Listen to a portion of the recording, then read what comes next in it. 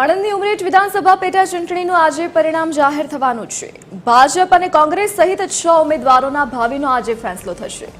ભાજપના હર્ષદ પરમાર અને કોંગ્રેસના ભૃગરાજસિંહ ચૌહાણ વચ્ચે સીધી ટક્કર છે। સવારે 8 વાગ્યાથી મતગણતરી પ્રક્રિયા હાથ ધરાશે।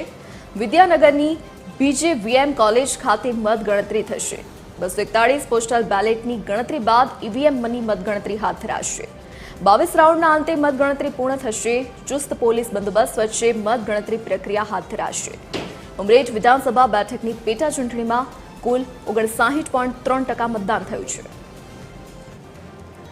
તો 22 રાઉન્ડના અંતે આજે મતગણતરી પૂર્ણ થશે। ચુસ્ત પોલીસ બંદોબસ્ત વચ્ચે મતગણતરીની પ્રક્રિયા હાથ ધરાશે।